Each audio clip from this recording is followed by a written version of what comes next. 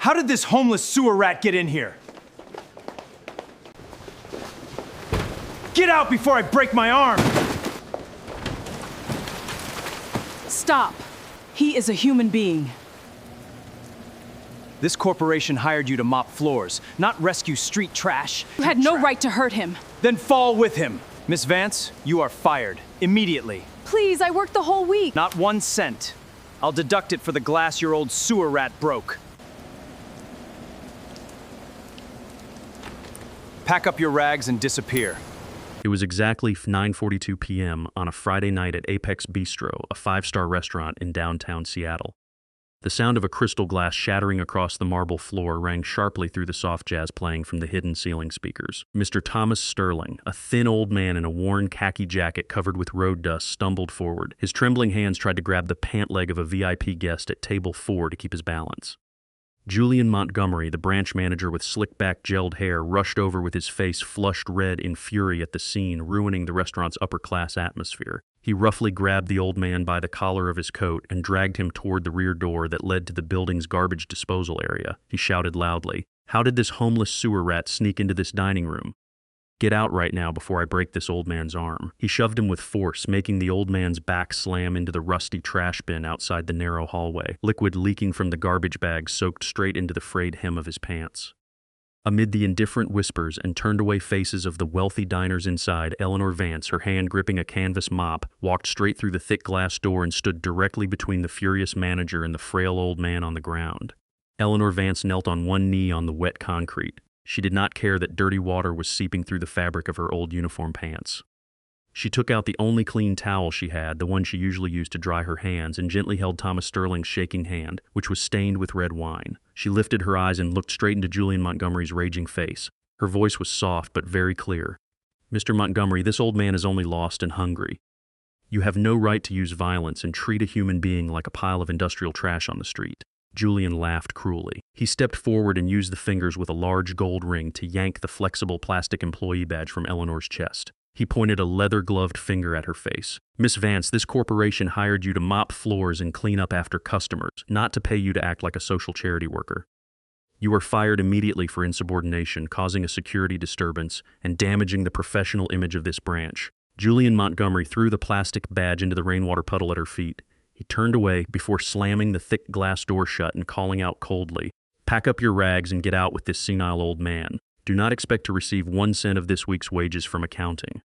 I will deduct all of it for the crystal glass this old man just broke on the floor." Eleanor stood frozen, staring after the manager as figure disappeared into the warm yellow light of the restaurant lobby, where silver forks and knives still touched porcelain plates as if nothing had happened. She took a deep breath to hold back the lump rising in her throat, then turned and helped Thomas Sterling stand. His body felt weightless under the oversized khaki coat. His breathing came in broken bursts, and his cloudy eyes, blurred by dementia, looked at Eleanor with confusion. The freezing winter drizzle of Seattle began to fall harder. Wind blew in from Elliott Bay through the skyscrapers, clinging to the soaked hems of their clothes as they slowly walked 3 blocks toward the night bus stop for South Seattle. Eleanor Vance sat in the last row of the nearly empty bus. The steady roar of the diesel engine mixed with the squeak of the wipers sliding across the fogged-up window glass. Under the dim white LED light of the bus, she opened her rough cloth wallet and carefully counted the wrinkled bills inside. She had exactly $14 in cash left. Earlier that afternoon, the Chase Bank system had automatically charged her $21 for the renewal fee on the insurance for her old Ford, leaving her current balance at only $3.15. In her Section 8 apartment in the Skyway neighborhood, her 5-year-old son Toby was waiting for her with Martha, the elderly neighbor, who watched him for $5 an hour starting at 6 in the evening. Eleanor rubbed her fingers, still marked by the strong bleach smell of cleaning chemicals, against her apron. She knew that Julian Montgomery stealing her week's wages meant she would have no cash to pay Martha the next morning. The bus stopped at a lonely stop on Rainier Avenue. Eleanor helped Thomas Sterling step down and covered him with a plastic-handled umbrella that had one broken metal rib. She guided the old man through the narrow hallway leading to the second floor of the old red brick apartment building, where the plaster walls were peeling from the dampness typical of the Pacific Northwest. When the warped wooden door of the apartment opened, Martha was sitting in an old armchair knitting. Seeing Eleanor bring in a strange old man, the older woman shook her head with a quiet sigh, but asked no questions. She silently gathered her yarn and walked back across the hallway to her own room, only reminding Eleanor softly that the electric bill had gone up $12 this week. Inside the small living room, the old refrigerator hummed steadily, blending with the sound of wind whistling through the frosted window gap. Eleanor Vance led Thomas to sit on the worn fabric sofa, frayed at the corners. She walked into the tiny kitchen, turned on the small gas stove, and reheated the only bowl of canned chicken soup left in the wooden cabinet. It had been the meal she had saved for herself after her 8-hour shift. She brought the hot soup out, placed it into the old man's trembling, cold hands, and gave him a small stainless steel spoon. Thomas Sterling looked at the steaming bowl of soup. His cloudy eyes suddenly stopped on Eleanor's face. The wrinkles on his forehead tightened as if an old memory had torn through the Alzheimer's fog surrounding his mind. He lifted a thin, rough hand to touch the old silver key hanging from his neck on a stainless steel chain. He pushed the key toward Eleanor. His voice suddenly became refined and carried an extremely dignified tone, completely different from before. "Mary, you still keep the scent of lavender on your coat. Do not worry, my love. The first mechanic garage we built on King Avenue will not be taken by the creditors. I locked the document chest with this key." Eleanor Vance looked at the small silver key with the faded inscription 1982 SM carved into the handle. She only smiled gently and pushed the old man's hand back so he would continue eating the soup. She knew he was mistaking her for his late wife, Mary, because the cheap lavender soap she bought at Dollar Tree had the exact same scent as the only memory still left inside his confused mind. She walked into the small bedroom beside the living room where 5-year-old was Toby sleeping under a thin cotton blanket. Toby had suffered from congenital hearing loss since birth. He could not hear car horns or the rain falling outside. The child could only communicate with simple hand signs and incomplete calls for his mother that never came out clearly. Eleanor knelt beside her son's bed and gently stroked the little boy's forehead with her fingers. Her heart twisted when she thought that if she did not find a new job within the next 3 days, she would not have enough money to pay the $1,200 deposit for the new digital hearing aids the doctor at Seattle Children's Hospital had recommended. Just as Eleanor closed Toby's bedroom door and returned to the living room, a violent pounding came from the hallway outside, making the only glass cup on the kitchen table shake and slide toward the wooden edge. Rough leather heels stomped on the dusty apartment carpet, followed by the hoarse, threatening voice of Hector, the landlord known throughout Skyway for his cruelty. Hector slammed a master key against the door handle and shouted through the gap, "Vance, open this door right now. Your rent is 3 days overdue. Washington state law clearly says that after 3 days without payment, I have the right to file with the county court. This is a red 5-day eviction notice with a stamp on it. If you do not give me the full $450 in cash before 8 o'clock next Monday morning, I will call movers to throw every piece of this ragged junk that belongs to you and your kid onto the sidewalk of Rainier Avenue. Do not pretend you are not inside." Eleanor Vance stood rooted in the middle of the living room, her palms clenched together so tightly that her fingernails dug into her skin, leaving pale white marks. She looked toward the fabric sofa where Thomas Sterling had been sitting moments before, but the sofa was now completely empty. The half-eaten bowl of chicken soup on the table still gave off a little steam, while the window facing the rear fire escape was slightly open, letting Seattle's icy rain blow in and soak a patch of peeling laminate floor below. Thomas Sterling had quietly climbed through that window and disappeared into the dark night of the city the moment the landlord's pounding began, leaving Eleanor alone between the eviction notice posted on her door and the terrifying fear that an old man with dementia was wandering outside in the freezing rain. Saturday dawn lazily stretched over the waterlogged streets of downtown Seattle, but it brought no warmth to Eleanor Vance as she stepped out of Westlake Station. Cold wind from Elliott Bay swept through the gaps between the high-rise buildings, carrying icy moisture that clung to the fabric of her old worn fleece coat. Eleanor adjusted the canvas crossbody bag on her shoulder. Inside it was everything left of her old job, a neatly folded restaurant uniform and a handwritten request for the wages she was owed from the past week. She walked 3 blocks toward the 50-story glass tower that held the central management office of the luxury restaurant chain Apex Bistro. Eleanor tightened her fingers, still stained with cleaning chemicals, into the hem of her shirt, trying to stop her body from trembling before she stepped through the thick glass revolving door into the grand lobby. The HR office on the 16th floor was covered in cold white fluorescent light and the strong smell of peppermint oil. The receptionist did not even look up when Eleanor placed her bent temporary employee ID card on the marble counter. After nearly an hour and a half of waiting on a row of leather chairs, Eleanor was called into a small office at the corner of the hallway, where HR Director Cynthia Rogers sat scrolling through electronic files on a large computer screen. Cynthia did not invite Eleanor to sit. She only used 2 fingers to push her reading glasses down the bridge of her nose and looked at her with the sharp, completely emotionless gaze of someone far too used to handling disputes at the bottom of the labor pyramid. Eleanor Vance stood lightly against the edge of the wooden chair. She pulled the handwritten petition from her bag. Her voice tried to stay as calm as possible, even though her chest was rising and falling with each heavy breath. Mrs. Rogers, I am here to appeal the sudden termination issued by manager Julian Montgomery last night and to request payment for the 42 hours I worked this week. I followed every cleaning procedure correctly, and helping a lost old man outside the garbage exit did not violate any clause in the company's temporary labor contract. Cynthia Rogers let out a dry sigh. She played an internal recording from the restaurant's data system. Julian Montgomery's voice rang out, full of the serious, precise tone of an official corporate violation report. Attached to the electronic report were confirmation signatures from 2 night shift servers, people who had chosen silence and signed the forged document to protect their $18 an hour jobs at Apex Bistro. Cynthia Rogers turned off the recording. She crossed her arms over her chest, leaned back in her expensive leather chair, and spoke in a cold tone. Miss Vance, we act and make decisions based on the asset protection procedures and corporate image standards clearly stated in the employee handbook. The report from Manager Montgomery and witnesses at the scene states that you abandoned your assigned work area during peak hours and colluded with a homeless fraudster to stage a wine glass accident in order to extort money from one of our VIP guests. The HR director paused for a beat to look at Eleanor's rough hands before adding another cruel sentence. The corporation's decision not to pursue criminal responsibility against you for disorderly conduct and destruction of imported crystal property is already a major act of mercy. Your wages for this week have been fully deducted to cover damages under the civil reimbursement clause. The company will not pay you another cent. Please leave the office before I order building security to intervene for unlawful trespassing. Eleanor Vance stood frozen in front of the desk. The handwritten complaint in her hand had been squeezed so hard that it crumpled into a small wad of paper. She looked at the emotionless face of the woman across from her and realized that her honest explanations meant absolutely nothing before a corporate system already designed to protect people with office power. Eleanor slowly turned and walked out of the small room. The sound of her heels on the thick hallway carpet felt choked and heavy, blending into the steady hum of the glass tower's central air conditioning system. Stepping out of the skyscraper's grand lobby, Eleanor found herself completely lost among the busy weekend crowd in downtown Seattle. Office workers in expensive designer suits and happy couples stepping out of luxury fashion stores passed her old worn fleece coat as if she were an invisible ghost living on the edge of the city's wealth.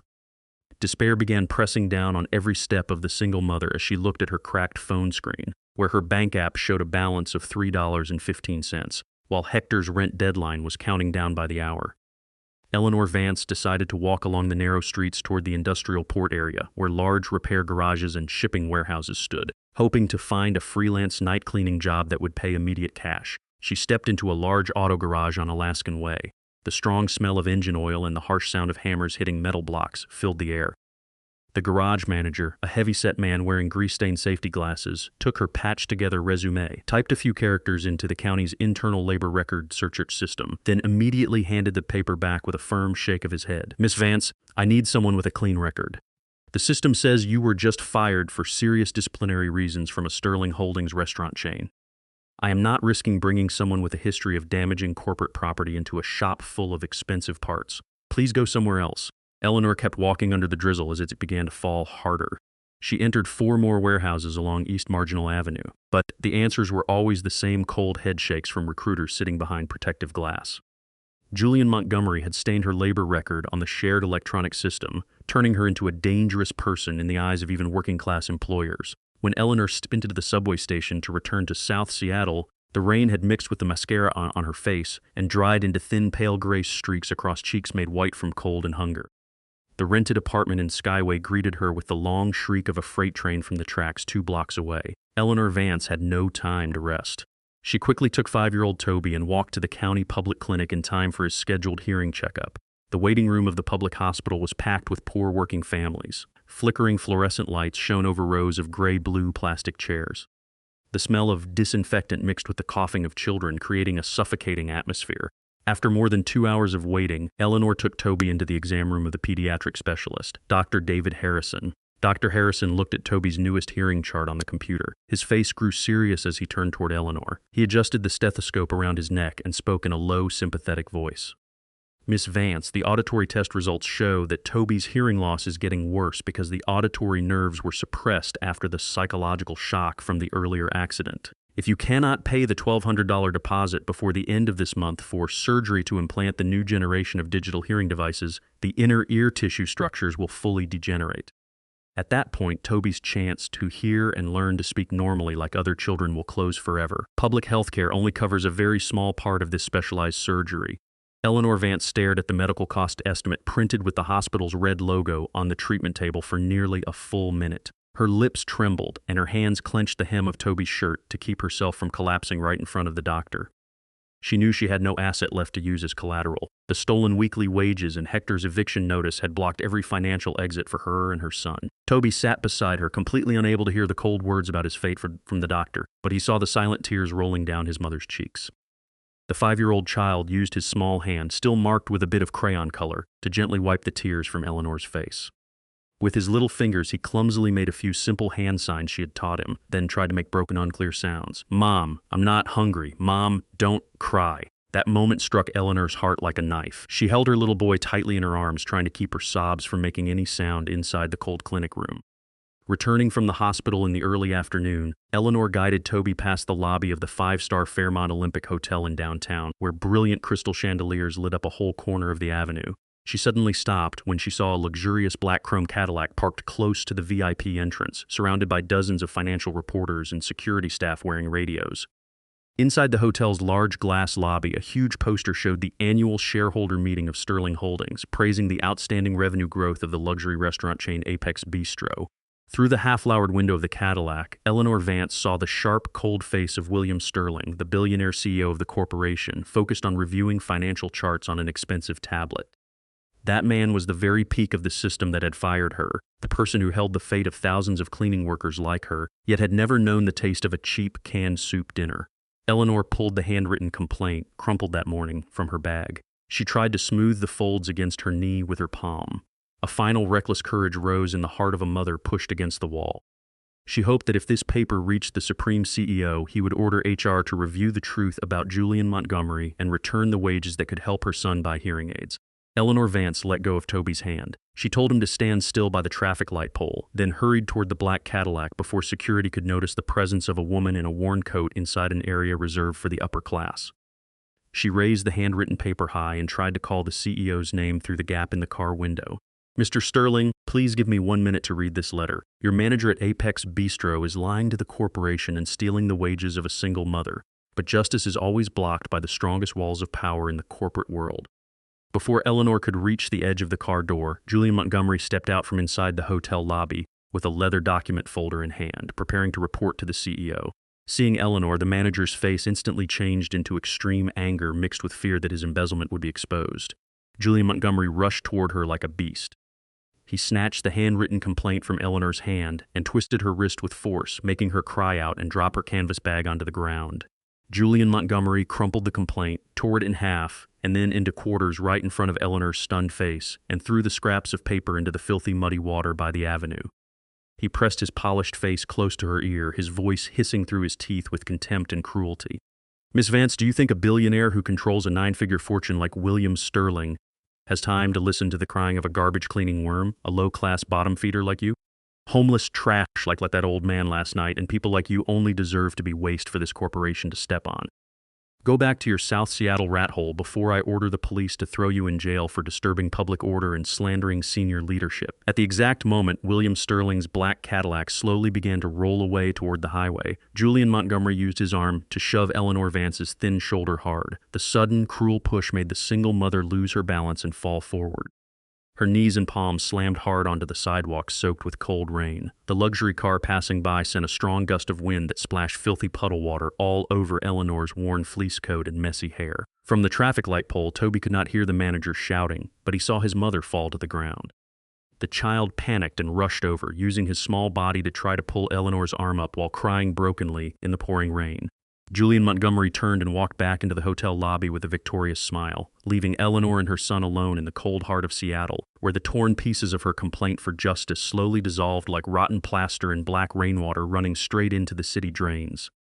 Eleanor Vance sat motionless on the cement floor of the tiny kitchen, her thin back leaning against the side of the pressed wood cabinet rotting near the wall. Her rough hands clutched the family savings tin, a box that now left only reddish-brown rust stains on her palms and was completely empty inside. The clock on the wall slowly moved past 2 in the morning. The whole South Seattle apartment building sank into an uneasy silence, occasionally torn open by the violent rumble of freight trains passing along the tracks by Rainier Avenue. Every time a train clattered by, the only glass cup on the kitchen table shook, making dry, clinking sounds against the peeling laminate wood. Eleanor gently ran her index finger over the handle of the old silver key Thomas Sterling had left on the dining table before secretly climbing through the window and disappearing into the freezing night. Under the yellow streetlight shining through the frosted glass, she could see a line of numbers carved with great care but faded by time. 1982 SM. The single mother turned the small, cool metal object over and over in her palm. She had no way of knowing that the number was not an ordinary ID code, but the business registration number of the tiny first mechanic garage Thomas had built with borrowed dollars 44 years earlier, the first foundation of the entire financial empire now known as Sterling Holding Corp. At the same time, inside a multi-million-dollar secluded mansion in Medina, the wealthy suburb across Lake Washington, the fluorescent lights in William Sterling's study were still blazing. The billionaire CEO of the financial corporation paced back and forth across the thick wool carpet, his usually cold face now lined with red veins and absolute fury as he confronted the captain of his private security team. Thomas Sterling had completely cut off contact with the family since Friday afternoon after secretly removing the smartwatch with the global GPS chip and leaving it on the stone table on the porch. 6 professional security agents in black uniforms stood with their heads bowed silently before the desk. They had spent 36 hours searching public hospitals and social service shelters across the city, but had still found no trace of the old man with stage 2 Alzheimer's. William Sterling stopped before the walnut bookcase and used one hand to pull out a secret drawer underneath, taking out his father's old brown leather journal. In that journal, yellowed pages held Thomas's shaky but firm handwriting. On the final 10 pages, the old man had written the same sentence over and over in faded blue ink. If one day I forget my own name, find me where there is the scent of lavender and broken crystal glasses, where Mary is waiting for me. William Sterling stared at his father's words, a late regret rising in him as he realized he had been too busy with corporate mergers on Wall Street and had forgotten the father who was losing the last pieces of memory about his family. Time moved toward dawn on Sunday as Seattle's drizzle began turning into small snowflakes, falling against the fences of a small park deep in South Seattle. Eleanor Vance wore her old worn fleece coat and hurried past the soaked wooden benches toward the meeting point at the corner of the maple trees. Waiting for her under the shadow of a plastic-handled umbrella was Carlos, the Mexican night shift cook at Apex Bistro. Carlos wore a black puffer jacket zipped up to his chin, and his eyes kept sweeping over the surrounding walkways with the clear fear of an undocumented immigrant avoiding immigration police. Carlos did not greet Eleanor with small talk. He quickly pulled a red flash drive no bigger than a finger from his pocket, pushed it into Eleanor's palm, and lowered his voice into a quick whisper. "Miss Vance, I only have 2 minutes before the morning shift starts. I was the only person standing in the blind spot by the dishwashing station last Friday night, and I saw everything. That old man did not knock over the wine glass." Julian Montgomery deliberately shoved the old man's shaking hand with his elbow so the crystal glass would fall. He wanted a valid reason to throw the old man out because he was afraid the man would affect the VIP service score. Carlos stopped, took a deep breath, and adjusted the hem of his jacket. His voice trembled as he continued. "Inside this drive, there is not only security footage from the hidden kitchen camera showing Montgomery shoving the old man, but also an audio file from my phone recording the manager secretly taking $3,000 in cash from the register safe and putting it into his own pocket at the end of the shift. I'm giving this to you because you are the only good person in that restaurant, but please never mention my name to HR. If they call the police, I will be deported immediately. My daughter is still waiting for the money I send from across the border. If you were in Eleanor's position now, holding absolute digital evidence that could destroy the entire career of the cruel manager Julian Montgomery, while also facing eviction tomorrow morning from Hector, and while your little son Toby was at risk of losing his hearing forever without a $1,200 medical deposit before the end of the month, what would you choose? Would you use this drive to meet Julian Montgomery privately, force him to hand over $1,200 in cash to save your son's ears, and agree to stay silent? Or would you choose the more dangerous path and take this evidence straight to the board of directors of a massive financial corporation? Leave your choice and thoughts in the comments because the next decision of this single mother will prove to us how much the dignity of an American working-class person is worth before the power of upper-class dollars. Eleanor Vance returned to her apartment as the bells of the church in Chatham began striking 6 o'clock on Monday morning. She sat beside Toby's small bed, watching the 5-year-old sleep peacefully with his lips moving slightly, completely unable to hear the loud sounds of hardship surrounding them. Eleanor gripped the red flash drive in her coat pocket. She had made her decision. She could not turn Carlos's risk and Claire's kindness into a dirty tool for blackmail. She would use it to demand justice for Thomas and for her own stained honor, no matter what the result might be. At exactly 7:30 a.m. Monday morning, the final deadline on the red eviction notice stuck to Eleanor's door officially arrived. A rough pounding from a leather heel hammered against the door, cracking the plaster above the frame and sending white dust down onto Eleanor's canvas shoes. The warped wooden door was pushed hard from outside, and landlord Hector stepped in with his big belly held by a wide leather belt. Behind him were two large black men in tank tops, each holding big cardboard boxes to begin the forced removal. Hector threw the county court legal papers onto the kitchen table. He pointed a finger greasy with onion oil at Eleanor's face, his voice hissing with cruelty. "Vance, time is up, girl. It is 8 o'clock Monday morning, and I do not see $450 in cash on this table. Washington state law gives me the right to clear this apartment immediately and rent it to someone else. Movers, go into the bedroom and drag out that old mattress and the wardrobe belonging to her and her kid.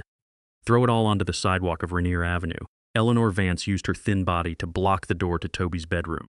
She spread both arms wide, her eyes red from staying awake all night, but her voice rang with incredible strength. "Mr. Hector, my son is sleeping inside, and he has a hearing disability.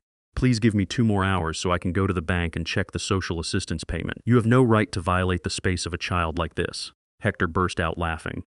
He waved for the 2 rough movers to push Eleanor aside, making her shoulder slam hard into the edge of the glass cabinet. A large cardboard box was thrown into the middle of the living room, sending Toby's crayons scattering all over the floor. At the exact moment the single mother's despair reached its peak, just as Toby's old mattress was about to be dragged into the hallway, the blare of car horns and the sharp screech of tires on the rain-soaked asphalt outside the apartment building rang out in a rush. A glossy black chrome Lincoln Navigator, one of the most luxurious models, carrying the executive license plate of Sterling Holding Corp., slowly stopped right in front of the walkway leading into the red brick building. The thick armored door opened slowly, and the man stepping out was none other than Marcus Vance, the trusted senior assistant of billionaire William Sterling. Marcus wore an elegant charcoal gray suit. In his hand, he was not carrying audit documents, but a small velvet-covered box containing the exclusive silver key engraved with 1982 SM, the key Thomas Sterling had lost. His eyes looked straight up at the second floor of the apartment building with a seriousness unlike anything before.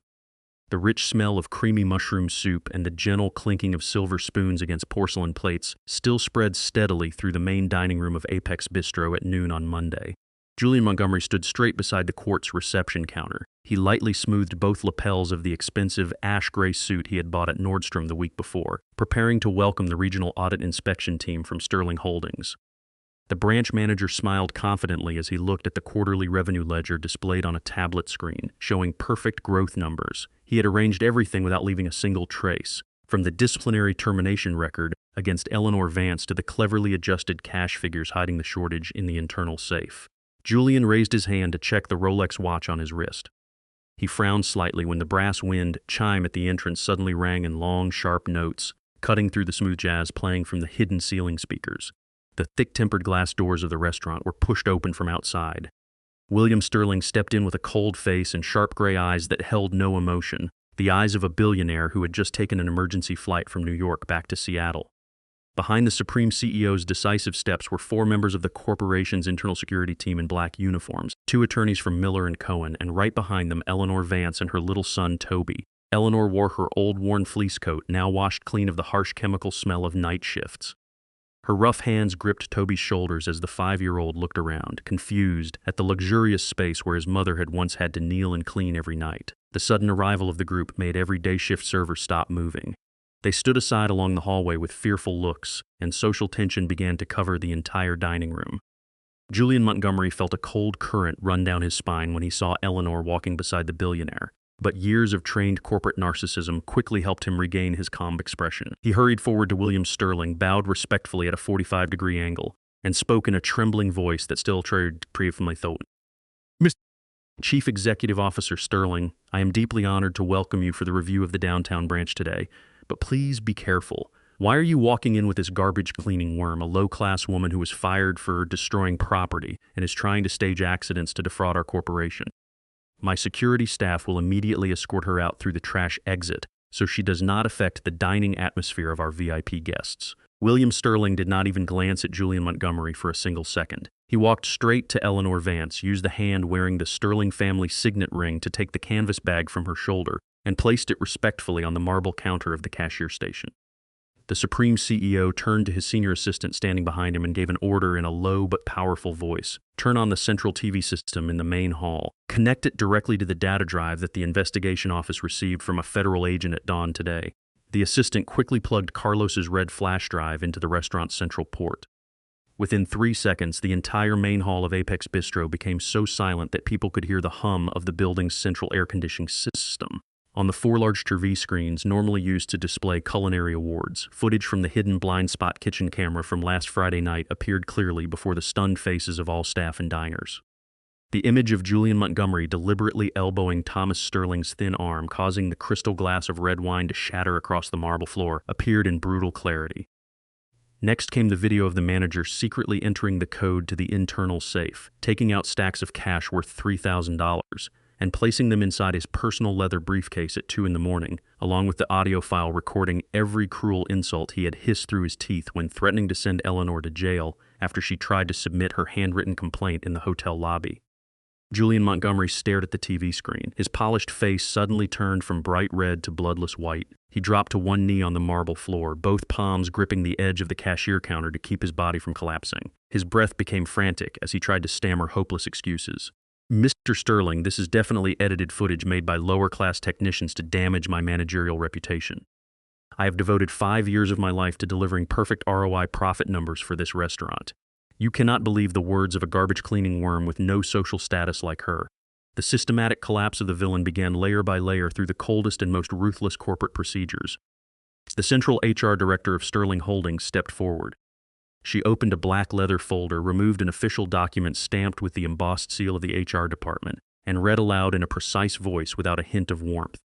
Julian Montgomery, based on technical and video evidence verified by the Independent Audit Board at 10 o'clock this morning, the corporation has decided to terminate your employment contract immediately for serious violations of the company's ethical standards, deliberate falsification of AHR reports to expel an honest employee, and systemic financial fraud. All quarterly bonuses, accumulated retirement funds, and linked benefits accounts under your name in the Sterling Bank system have been fully frozen from this moment to support the corporation's loss recovery process. Julian Montgomery had no time to beg before the representative from Miller & Cohen stepped forward and placed a 20-page official civil and criminal complaint directly in front of him. The attorney spoke with the firm rhythm of a legal expert. Mr. Montgomery, on behalf of the Sterling Holdings Board of Directors, we are formally filing criminal charges against you on 2 counts. Second-degree high-level technology asset embezzlement and intentional assault, along with public humiliation of an honored citizen of Washington State, the Supreme Founder Thomas Sterling. The expected civil compensation for the crystal glass and the emotional harm suffered by the victims will be deducted directly from all real estate you currently own in Queen Anne. At that exact moment, the revolving door of the restaurant opened once again. 2 officers from the Seattle Police Department in dark blue uniforms walked in with bright steel handcuffs hanging at their belts. They moved behind Julian Montgomery, roughly pulled both of his Rolex-wearing arms behind his back, and locked the cuffs shut with a dry metallic click in front of all the VIP guests in the room, who pointed at him with contempt. Julian was escorted across the very marble floor where he had once used his power to force Eleanor Vance to leave. Cowardly sweat dripped down into the rainwater still left from Thomas's frayed pant leg a week earlier. William Sterling slowly turned to face Eleanor Vance. The billionaire, cold on the business battlefield, now held out both hands and received the calloused, chemical-scared hands of the single mother. He took the old silver key from the small velvet box and placed it in her palm along with a new HR file bearing the executive board's red seal. William's warm, deep voice echoed through the wide restaurant. Miss Vance, my father has stage 2 Alzheimer's. He has forgotten my name. He has forgotten the multi-billion-dollar fortune of this corporation, but he never forgot the scent of lavender on the coat of his late wife, Mary, and he never forgot your quiet kindness last Friday night. When this whole luxury restaurant looked at my father with contempt and treated him like a useless pile of waste, you were the only person who knelt on the dirty floor and looked at him as a real human being. This is not an act of upper-class charity. This is the proper restoration of honor that this system owes to your dignity. The Supreme CEO declared clearly that starting at 8 o'clock that morning, the full operating management of the downtown Seattle branch of Apex Bistro would be transferred to Eleanor Vance, with the base salary of a senior branch executive director and a full privileged healthcare package for her family. However, there was an additional clause hidden in the legacy charter that my father, Thomas Sterling, signed by hand at the old garage at dawn this morning before being taken back to the nursing facility for medical treatment. a clause directly related to the land ownership and the entire red brick apartment building where you and your son live in Skyway, the place where landlord Hector is bringing movers to throw your belongings onto the sidewalk of Rainier Avenue. The gentle dawn of an early spring day slid through the large windows of the downtown Seattle Apex Bistro branch, carrying a cool breeze that swept away the cold aftershocks of the winter that had just passed. The white marble floor, once marked by dirty streaks of water, now shone clean and reflected the warm light from the splendid crystal chandeliers on the high ceiling. The soft clinking of silver spoons against handcrafted ceramic plates rang steadily, blending with the smooth sound of natural classic jazz to create a deeply relaxed dining space. Every morning shift server wore a neatly pressed uniform. They moved with rhythm, with polite manners, and no longer carried the fear or servile shrinking of the days under harsh management. Eleanor Vance stepped through the thick glass revolving door of the restaurant. She was no longer wearing the old worn fleece coat soaked with the strong smell of cleaning chemicals from the night shift. Today she wore an elegant navy blue management outfit. Her curly hair was neatly tied at the back of her neck, revealing a bright face marked by the strength of someone who had lived through many storms. Eleanor stopped at the central reception counter and opened the electronic ledger to check the day's operating numbers, a professional habit she had learned quickly since taking over the branch executive director position 1 month earlier. Under Eleanor's new management, Apex Bistro no longer had unwritten rules about discriminating against customers who looked poor or came from the working class.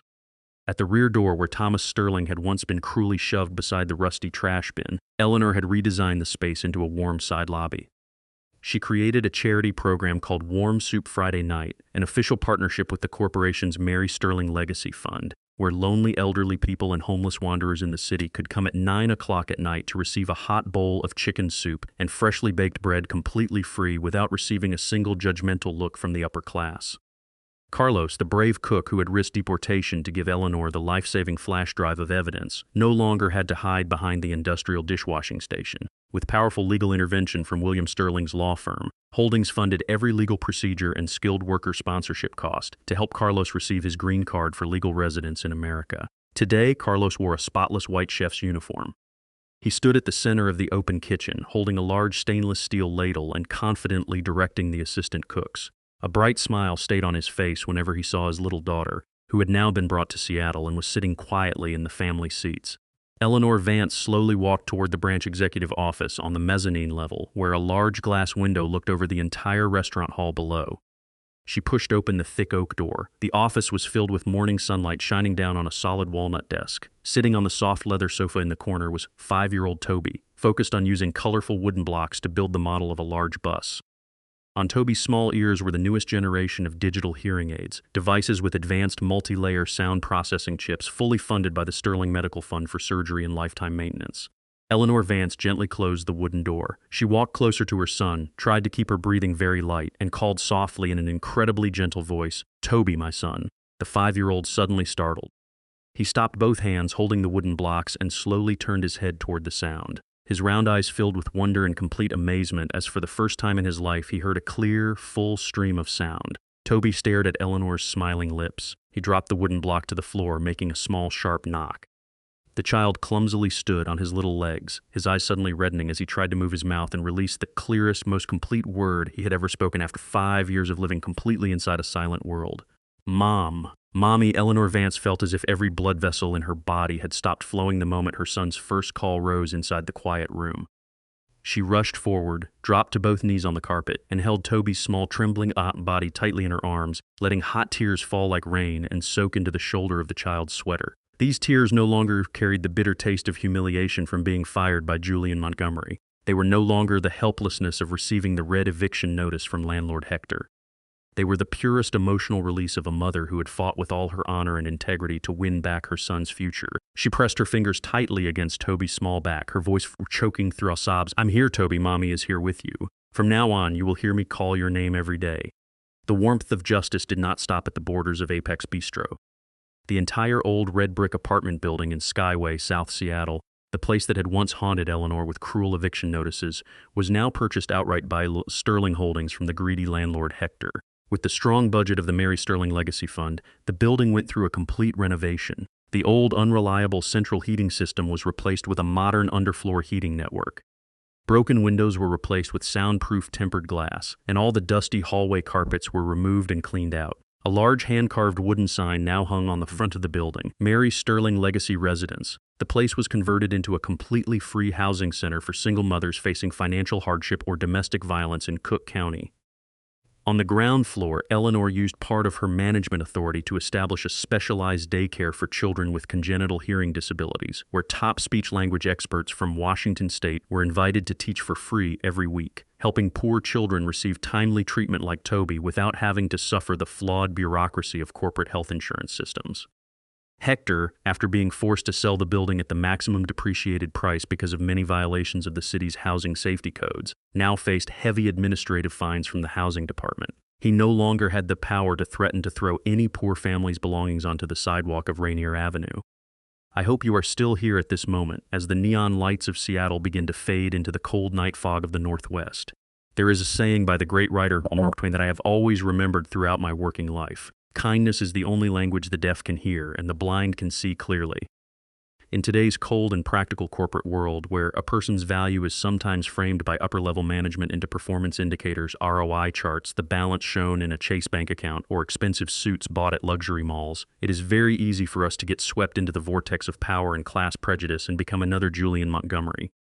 Manager Julian Montgomery once thought that by using brutal violence to humiliate and throw a ragged old man covered in road dust out of the restaurant lobby, he was acting professionally to protect Apex Bistro's upper-class image before VIP customers. He never had enough behavioral understanding to realize one simple truth that would be incredibly cruel to him. The entire massive fortune, the five-star restaurant system he worshipped and clung to as he tried to climb into the middle class, had been built from the sweat and oil-stained mechanic hands of that very old man, Thomas Sterling, when he was in his 30s. Class arrogance and corporate blindness had clouded Julian's eyes, making him see a great founder losing his memory as a pile of industrial trash that needed to be removed from his luxurious space. When Eleanor Vance chose to step through that thick glass door that night, holding a mop in her hand, she was earning only $15 an hour, and her bank account was down to the last loose coins. She stood between the furious manager and Thomas, not because she knew the old man was an anonymous billionaire, not because she was seeking a CEO chair or a financial reward worth hundreds of thousands of dollars from holdings. Eleanor helped the old man simply because she carried a similar emotional wound inside her heart. She saw the image of her late father in Thomas's cloudy eyes. She saw a real human being trampled on in his dignity in a place where people valued Czechoslovakian glasses more than the humanity of a confused old man. America's corporate legal system can be extremely cold, and HR audit procedures can be indifferent to the tears of the poor. But the story of the Silver Key reminds us of a deep moral lesson. Quiet, good people still exist all around us. They are single mothers who stay awake all night cleaning other people's messes to buy milk for their children. They are immigrant cooks willing to risk their freedom to protect the truth. They are people who hold on to dignity and integrity, even when an eviction notice is stuck to their door and their account has only $3.15 left. It is those quiet people, not billionaires sitting in glass offices in downtown New York, who keep the wheel of humanity in this society from completely collapsing under the rod of greed. Thank you for spending your time listening to my story, The Silver Key, today. Tomorrow, when you step out under the drizzle of daily survival, if you happen to see an old man lost on the street or a worker being crushed in the workplace, please do not turn away with a cold, judgmental look. Who knows, a small act of kindness, one shared touch of your hand today, may be the exclusive silver key that opens rescue and healing for your own entire life tomorrow. Always keep yourself safe, cherish the people beside you, and hold on to your dignity through every hardship. I will see you again in our next emotional storytelling journey. However, just as the executive team's Lincoln Navigator left the Skyway residence and headed toward the interstate, William Sterling's assistant suddenly received an urgent encrypted alert from the secure storage system of the downtown Chase Central Bank.